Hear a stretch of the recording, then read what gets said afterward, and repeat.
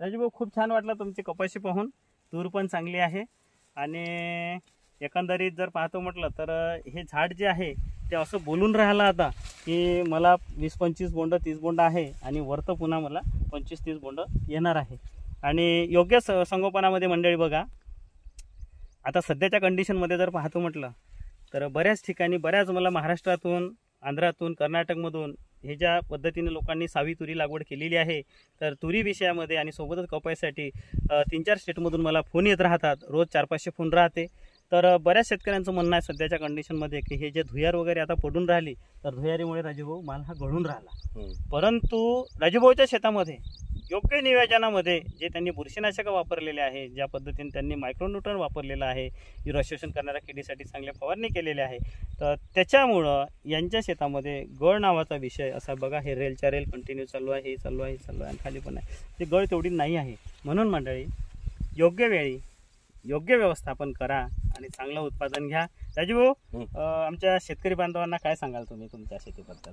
शेतीबद्दल काही नाही, थोडी मेहनत घ्यावी लागते शेतीमध्ये आणि टाइम टू टाइम थोडं, म्हणजे जसं आपण लेकराले सांभाळतो त्या हिशोबाने पिकाला सांभाळायला लागते. बरोबर. अगर वेळ जसा डॉक्टर पाशी आपण आपलं लेकरून येतो तेव्हा जर त्याला औषध दिलं तर तो दुरुस्त होईल. बरोबर. तसंच या पयाटीले जर टाइमवर औषध नाही मारली तर ते वाया जाईल काम. बरोबर. त्याच्यामुळे माझं शेतकऱ्याला एकच म्हणणं आहे का कमी शेती करा पण थोडीशी टेक्नॉलॉजीच्या हिशोबाने करा. Yes yes yes yes. थोडीशी असली चालते. आणि माझ्यापाशी एवढंच शेत आहे तरी पण मी एवढ्या शेतामध्ये मला माहिती आहे का 25-30 क्विंटल कापूस होण्याची शक्यता आहे. Yes yes. मागच्या वर्षी मी इथं याच शेतामध्ये 20 क्विंटल तुरी आणि 20 क्विंटल सोयाबीन घेतली. हो, एवढ्याच शेतामध्ये. बिलकुल बरोबर. आणि पिकाची फेरपालट फेरपालट म्हणजे जसं तुमचं एक वर्षी तूर आणि सोयाबीन, हा, दुसऱ्या वर्षी पराठी तूर, पुढल्या वर्षी पुन्हा सोयाबीन तूर, त्याच्यानंतर पुन्हा कापूस. हे बघा मंडळी, इथे एक शिकण्यासारखं आहे जे राजूभाऊने सांगितलं की पिकाची फेरपालट ते दरवर्षी करतात. त्याच्यामुळं प्रत्येक मी 5 वर्ष झाले. हो, 1 वर्षी सोयाबीन, 1 वर्षी पराठी, अशी 5वं वर्ष हे फेरपालट चालू आहे. बरोबर बरोबर. एकच पीक नाही. बरोबर. पलटी चालू, अल्टी म्हणजे ते बिवड होतं ना पिकाचं. आणि काय होतं की पिकाची फेरपालट केल्यामुळे उत्पादन शाश्वत आणि हमखास होते, म्हणजे होते, यामध्ये दुमत नाही. मंडळी नमस्कार. राजूभाऊ नमस्कार. नमस्कार. मी प्रफुल्ल कापसे आणि माझ्यासोबत आहे आमच्या गावातील हिवराधरणे येथील प्रगतशील शेतकरी राजूभाऊ हाते. मंडळी, आज दोनोडा ते हिवरा रोडवर त्यांचं इथे शेत आहे. आज कपाशी पाहता पाहता भाऊच्या शेतामध्ये कपाशी पाहायचा योग आला. आणि भाऊबद्दल सांगायचं झाल्यास त्यांची हे 2.5 एकर इथे शेती आहे आणि व्यवस्थित काळजीपूर्वक आणि अतिशय तंत्रशुद्ध पद्धतीने त्यांची ही शेती राहते. आज पाहतो म्हटलं तर इथे 3.5 फूट अंतरावर यांची कपाशी तर लागवड झालेली आहे. इतका मोठा पाऊस आहे तरी पण, दररोज पाऊस आहे, भारीची जमीन आहे काळीची, तरी पण अशाही परिस्थितीमध्ये राजूभाऊच्या कपाशीला नाही म्हणतो म्हटलं तरी 15-20 पासून 30 पर्यंत बोंड इथं पकडलेले आहे. 3.5 बाय 1 पावली यांचं अंतर आहे. आणि खरोखर जर पाहतो म्हटलं तर मंडळी बघा, हे यांच्या ज्या कपाशीला बोंड दिसत आहे आणि योग्य नियोजनाद्वारे बघा, आता इथे बोंड पण इकडं असे लागलेले आहे, इथे पण बोंड आहे, इथे पण आहे, इथे पण आहे.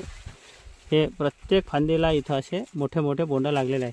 त्याच्यानंतर दुसरी मंडळी गोष्ट बघा, आता इथे इथे आता आपण पाहू शकता हे जे पात्या आहे ह्या बघा, आता इथे पात्या ह्या बघा किती जवळजवळ अंतरावर आहे. म्हणजे मला असं वाटतं 2-2.5 फूट अंतरावरच इथं पाती लागलेली आहे.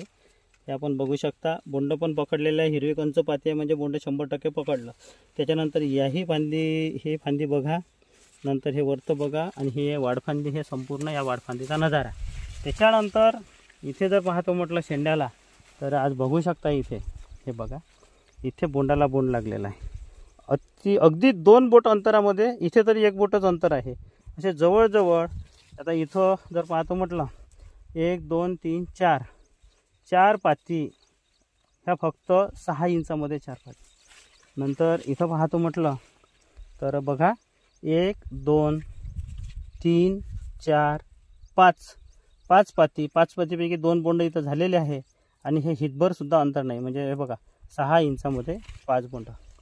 मंडळी, मी जे वारंवार आपल्याला सांगत राहतो, माझ्या प्रत्येक व्हिडिओमध्ये सांगत आहे की ज्या ठिकाणी कपाशीची काही वाढ जास्त झालेली आहे त्या ठिकाणी आपल्याला प्लांट ग्रोथ रेग्युलेटर वापरायचं आहे. आता प्लांट ग्रोथ रेग्युलेटर जे काही वाढ थांबवायचं औषध आहे ते म्हणजे आपल्याला ज्यावेळेस कपाशी मांडीला राहते त्यावेळेस एकदा, त्याच्यानंतर जेव्हा पोटाला येते तेव्हा दुसऱ्यांदा, आणि छातीला जेव्हा गळ्याला जेव्हा कपाशी येते त्यावेळेस तिसऱ्यांदा, असे 2 ते 3 वेळा आपल्याला ती फवारणी त्याची जर आपण केली तर नक्कीच मंडळी हे जे चित्र आपल्याला इथं दिसत आहे, आज कोणत्याही झाडाचं जरी पाहतो म्हटलं तरी आपल्याला चित्र इथं असं दिसतच आहे. दादा इकडे दाखवू शकते. आज हे बघा प्रत्येक झाडाला असे बोंड लागलेले आहे. जवळजवळ त्यांची कपाशी आहे. झाडाची संख्या भरपूर आहे आणि एवढी संख्या असूनही हे दादा इकडे दाखवू शकते पुन्हा.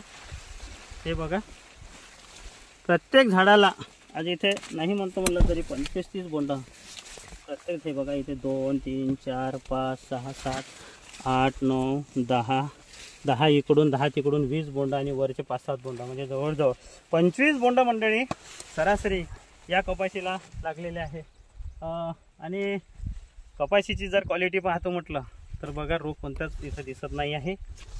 कोणताच रोग नाही. थ्रिप्सचा तेवढा अटॅक नाही दिसत, तुडतुड्याचा तेवढा अटॅक नाही आहे. दादा ह्या झाडावर दाखवू शकते इकडे पण दिसत नाही. आणि मंडळी हे बघा हे जे असे पान आपल्याला दिसत आहे हे प्लांट ग्रोथ रेग्युलेटर मारल्यानंतर असे खड्यासारखे पान येतात, कारण ते झाड असं हळूहळू आपलं वाढ चालू राहते, एका दमानं रप्प वाढत नाही. तर हे असं प्लांट ग्रोथ रेग्युलेटर मारल्यानंतरची ही सिच्युएशन आहे. हे बघा आता ह्या झाडाला पाहतो म्हटलं तर मंडळी बघा या झाडाला थोडी हवा भेटली आणि हे इथे बघा दादा हे दाखव इथे. तर हे बघा मंडळी इथे जे त्यांनी फवारणी केलेली आहे अतिशय उच्चतम दर्जाची, त्याच्यामुळे 1, 2, 3, 4, 5, 6, 7, 8, 9 बोंड एका फांदीला इथे लागून राहिलेले आहे. आणि ह्या फांद्यासुद्धा याला भरपूर आहे. आणि मंडळी हे जे अंतर आहे हे जे 3.5 बाय 1 फुटाचं अंतर आहे ते बघा. इकडून इकडे जागा आहे, इकडून याला अजून जागा आहे. भरपूर असा सुंदर असं माल, भरपूर असं बोंड या शेतामध्ये लागलेलं आहे. सुंदर असं चित्र त्यांच्या शेतामध्ये दिसत आहे. कुठे जरी पाहतो म्हटलं तरी आपल्याला बोंड दिसत आहे. आता ह्या शेतामध्ये पाहतो म्हटलं तर कुठं कुठं पाणी थोडं जास्तच असते, त्यामुळे मग कुठं काय होतं की कपाशी जी आहे ती थोडीशी पिवळसर येते. आता हे थोडासा माथ्याचा भाग आहे. हे बघा मंडळी पहा दादा इथे दाखवू शकते बोंड. हे बघा म्हणजे आज रोजी जर मंडळी पाहतो म्हटलं कोणत्याही झाडाला जर पाहतो म्हटलं तर 20-25 बोंडाची सरासरी इथे आहे. आणि यात 25 बोंड जर पकडतो म्हटलं राजू 25 बोंड म्हणजे एका झाडाला 100 ग्रॅम कापूस. आणि 10,000 जरी झाडं आपण तुरी जाऊन चुकाचाका जाऊन पकडतो म्हटलं तरी 10 क्विंटलचा माल. आणि अजून याला पुन्हा स्कोप आहेच. कमी जास्त किती जरी झालं तरी राजू भाऊ 12-15 क्विंटलपर्यंत एकरी उत्पादन आपलं जाते. जे की हे जे वर्ष आहे हे कपाशीमध्ये आतापर्यंत जे बऱ्याच शेतकऱ्यांच्या जिथं नियोजन थोडं कमी जास्त झालं त्या ठिकाणी पात्याची गळ झालेली आहे, बारीक बोंडाची गळ झालेली आहे. आणि सारख्याच दिवशी लावलेल्या ज्या कपाशी आहेत त्या एवढ्याला वाढलेल्या आहे पण माल लागला नाही. परंतु खरोखर राजूभाऊचं अभिनंदन मला करावं असं वाटते की त्यांनी अतिशय उच्चतम दर्जाची इथे औषधी फवारलेली आहे. खताचं नियोजन त्यांचं सुंदर आहे. आणि आता पुढील त्यांनी कसं व्यवस्थापन केलं ते आपण राजूभाऊकडून जाणून घेऊ. मंडळी राजूभाऊ किती तारखेची लागवड आहे? 18 तारखे 18 जूनची मंडळी बघा 18 जूनला लागवड झालेली आहे. आज 19 सप्टेंबर आहे. 3 महिन्यामध्ये मंडळी 25 बोंडाची सरासरी या कपाशीला आहे. अजून 10-15 बोंड येतील. नक्कीच 12 ते 15 क्विंटलचा ॲव्हरेज इथं ठरलेलाच आहे अजूनही. आणि एक महत्त्वाचं यांनी प्लांट ग्रोथ रेग्युलेटर म्हणजे वाढ थांबवण्याचं औषध मारल्यामुळं या झाडाला आता पुढे स्कोप आहे. आणि हे थोडंसं पावसाचं वातावरण गेलं का अजूनही भरपूर त्याला माल लागेल. आणि तसंही आमच्या जमिनीमध्ये आमच्या गावामध्ये हिवाळ्यामध्ये हे भरपूर माल लागत राहते. तर राजूभाऊ लागवड झाली 18 जूनला. हे व्हेरायटी कोणती आहे? ही बहादूर आहे.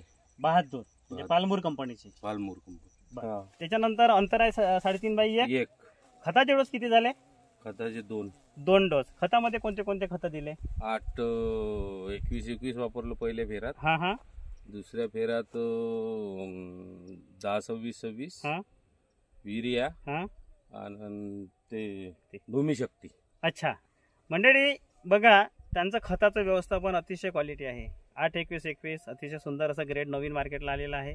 सोबत दुसऱ्या डोसला त्यांनी 10-26-26 सोबत मायक्रोन्यूट्रन भूमिशक्ती दिलेला आहे. आणि फवारणी किती झाल्या? 3 फवारणी झाल्या. आता 3 फवारणी 2 वेळा खतं एकरी 7-8चा माल तर आज रेडीच आहे आणि त्याच्यानंतरचा अजून माल पुढे येणार आहे. मंडळी, योग्य व्यवस्थापन जर आपण पिकाचं केलं तर खरोखर शेती जे बरेचदा आपण म्हणतो की बा शेती पुरत नाही पण दुसरं करणार तरी काय आहे, काय करू शकतो राजूभाऊ आपण दुसरं? भाव आपल्या शेतीशिवाय पर्याय नाही आपल्याला. बरोबर आहे. आणि दुसरा भाव आपल्या हातात नाही आहे, पण आपल्या हातात आहे ते उत्पादन वाढवणं. तेच आपण जिथे 8 क्विंटल मिळायचं तिथं 12 कसं करायचं हे प्रयत्न करणं आपलं काम आहे. आणि योग्य व्यवस्थापनामध्ये आणि पद्धतशीर समजा खर्चामध्ये. आता मंडळी, हे जे याच्यातून पुन्हा एक शिकण्यासारखं आपल्याला आहे. जर असं प्लांट ग्रोथ रेग्युलेटर व्यवस्थित जर मारत गेलं तर ह्याही पद्धतीनं तुम्ही अंतर ठेवू शकता. परंतु मला असं वाटतं हे जे यांची भारी जमीन आहे, तर जे मी आता फील्डमध्ये पाहत आहे, जोडवड पद्धतीमध्ये राजूभाऊ कुठंतरी आपल्याला उत्पादन 2.5 म्हणजे 2.5 फुटाचे सारे फाडाचे, 2 लावाचे, 1 सोडाचं, पुन्हा 2 लावाचे. 2.5 यस. तर ते आपण आता पुढच्या वर्षी करू आणि त्याच्यात पुन्हा तिथं उत्पादन वाढीला स्कोप आहे. कारण की 5 फुटाचा गॅप मिळाल्यामुळे त्याला हवा लागण्याचे चान्स जास्त राहते. म्हणजे पातीगळ कमी होते. कारण शेतीमध्ये आपण कितीही खर्च कमी करायचं ठरवलं तरी खर्च कमी होत नाही, वाढतेच. कारण बघा, आपल्याला असं वाटतं की आपण एक वेळा खत देऊ, आपण एक वेळा खत देतो, पुन्हा पराठी मोसम मध्ये आली असं वाटतं दुसरं खत द्यायलाच पाहिजे, आणि नाही दिलं तर उत्पादन कमी होते. दुसरी गोष्ट, फवारणी एकच मारू बा, साधी सिंपल मारू, पराठी तेवढी क्वालिटी दिसत नाही, झाड चांगलं बनत नाही, म्हणून थोडंसं भारीचं घ्यास लागते. म्हणून खतही कमी करू शकत नाही, फवारणी कमी करू शकत नाही, बियाणं तर आपल्याला बीटीचं लावाच लागते. पण आपल्या हातात कुठेतरी आता मार्ग बदलवणे म्हणजे जोडवळ पद्धत भारी जमिनीसाठी, म्हणजे ती एक 2.5 ती एक पद्धत चांगली आहे. तर राजूभाऊ, खूप बरं वाटलं तुमचं आणि अभिनंदन तुमचं. तुम्ही आमच्या शेतात आले यांच्याबद्दल तुमचे धन्यवाद. भेटू मंडळी पुढील व्हिडिओ मध्ये. तोपर्यंत नमस्कार.